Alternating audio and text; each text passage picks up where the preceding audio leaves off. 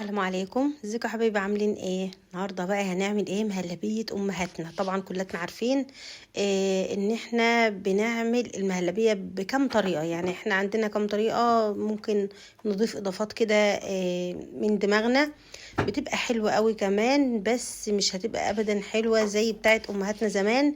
وكلنا عارفين المهلبيه اللي هي التقليديه دي اللي كنا بنشوف امنا بتعملها. تعالوا يلا نبدا كده بسرعه. نعملها كده بخطوات بسيطة أو مفيش فيها أي افتكاسات خالص، سهلة جدا وبسيطة، مفيش فيها مكونات كتير ولا أي حاجة. طبعا هتبقى كريمي كده وجميلة وطعمها يكون تحفة. مظبوطة مظبوطة، يعني هديك مقادير مظبوطة تعمليها على طول من أول مرة. انا كنت بعمل فطير كده وقامت طاقه في دماغي، قلت اعملها زي كل سنه. عوايد كده ما تتقطعش. كل سنه وانتم طيبين يا حبايبي. الاول يعني لازم اقول لكم كل سنه وانتم طيبين.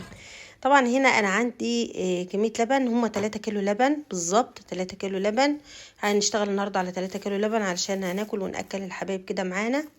حطيت اللبن على البوتاجاز وشغلت عليه النار، وبعدين جبت النشا بتاعتي. انا بحب المهلبيه تكون كريمي، ولكن انا النهارده عاملاها بزياده نشا شويه علشان لو في اطفال تاكل من يعني في اطفال هتاكل من المهلبيه النهارده ما يوقعوش على نفسهم او يبهدلوا نفسهم، يعني بمعنى اصح.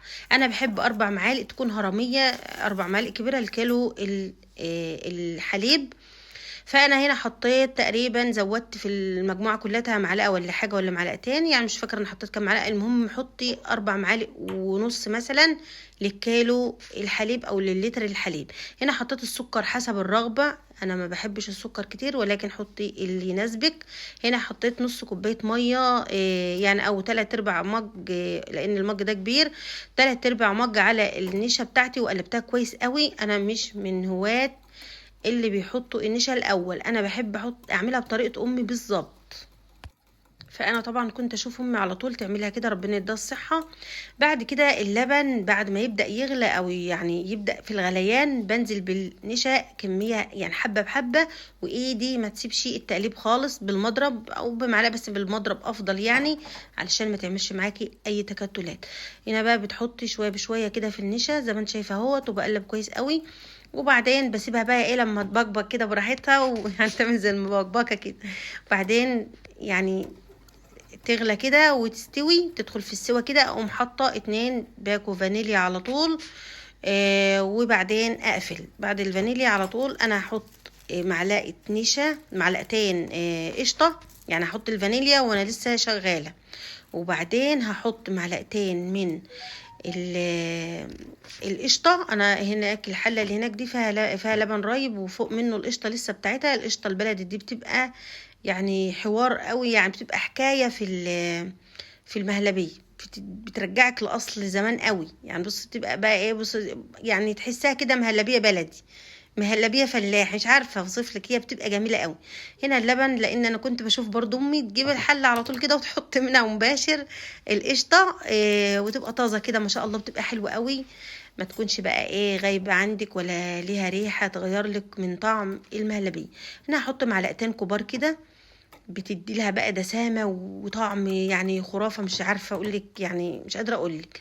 طبعا انت عايزه تحط اي اضافات، تحط لبن بودر، تحط كريمه مثلا، كريمه طبخ او كريمه لباني اللي انت عايزه تحطيها، كل ده بتعزز في الطعم ولكن انا احبها دايما تكون بنفس الطريقه دي افضل مهلبيه بحبها يا جماعه. قلبت كويس قوي، وبعدين طفيت بقى البوتاجاز، انا كده طفيت عشان اخر حاجه بتحطيها القشطه وتقفلي خالص علشان ما تكتلش منك او تقطع منك او تقطع معاكي اللبن، يعني ممكن تفصل منك كمان.